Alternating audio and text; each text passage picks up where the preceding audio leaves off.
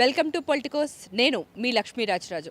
గత నెల రోజులుగా చూసుకున్నట్టయితే యుద్ధ భీకర వాతావరణం అయితే ప్రపంచం నలుమూలలా వ్యాపించేసింది. దీనికి భారతదేశం కూడా ఒక గమ్యమనే చెప్పచ్చు. ఎందుకంటే ప్రతి దేశంలో కూడా ఎన్నో రకాలైనటువంటి ఇబ్బందులు అయితే కలుగుతూనే ఉన్నాయి. వీటిలో ప్రధానంగా తీసుకున్నట్టయితే ఫ్యూయల్, అదేవిధంగా గ్యాస్ సరఫరాలు అయితే అన్ని చోట్ల నిలిచిపోయాయి అనేసి చాలా వదంతులు అయితే వస్తున్నాయి. ప్రస్తుతం ఎస్పెషల్లీ ఇండియాలో చూసుకున్నట్టయితే తెలంగాణలో, హైదరాబాద్లో పెట్రోల్ నిల్వలు లేవు అనే వదంతులు విపరీతంగా వ్యాపించాయి. కానీ నిజానికి చెప్పాలంటే పెట్రోల్ కొరత లేదని చెప్పేసి కేంద్ర ప్రభుత్వంతో సహా రాష్ట్ర ప్రభుత్వం కూడా తేల్చి చెప్పినప్పటికీ కూడా ఎక్కడ ప్రజలు ఏ విషయంలో కూడా తగ్గట్లేదు. కారణం ఏంటంటే ఇక్కడ క్రెడిట్ పరిమితి లిమిటేషన్ అన్నది జరిగింది. ఎందుకంటే బేసికల్గా పెట్రోల్ బంకులు అన్నవి చాలా లక్షల్లో రోజుకి వ్యాపారం చేస్తూ ఉంటాయి.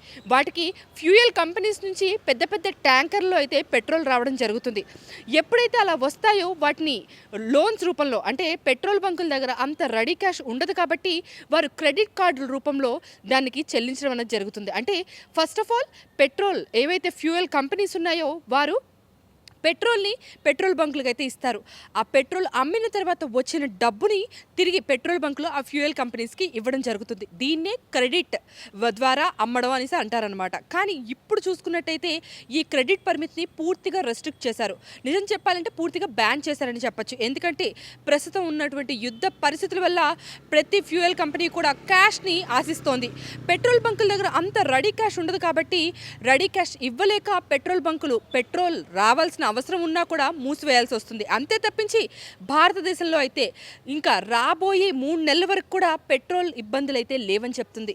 ఇవి ఇలా ఉండగా సిఎన్జి, అదేవిధంగా ఎల్పిజి వల్ల కూడా చాలా బారులు తీరుతున్నారు. ఆటోలు కానీ, బస్సులు కానీ ఏవి చూసుకున్నా కూడా చాలా బారులు తీరిపోయి పెట్రోల్ బంకుల దగ్గర ఇంకా పెట్రోల్ అయిపోతుందేమో అనే వదంతుల వల్ల చేరుతున్నాయి. కానీ ఇక్కడ ప్రాబ్లం అయితే పెట్రోల్ బంకులు మూసివేయడానికి ముఖ్య కారణం క్రెడిట్ పరిమితి.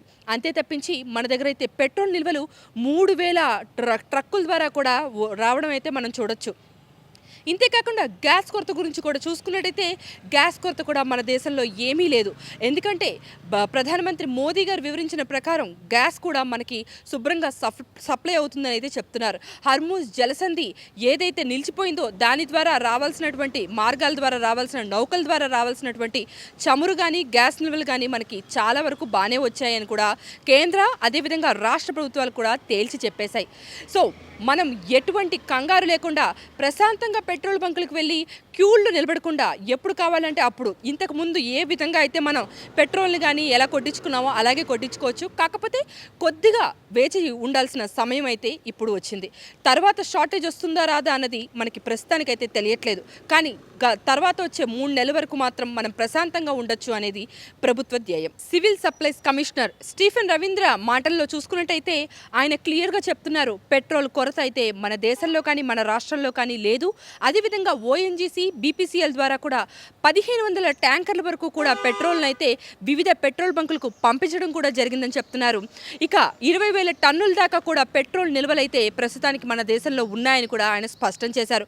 ఈ వదంతులు ఏవి నమ్మకుండా ప్రజలు ముందుకు సాగాలని, భయోందోళనకు అసలు గురి కావద్దని చెప్పి ప్రస్తుతం అయితే ఆయన వివరించడం అయితే జరిగింది. Please subscribe to the channel and download the Politicos app from the links in the description.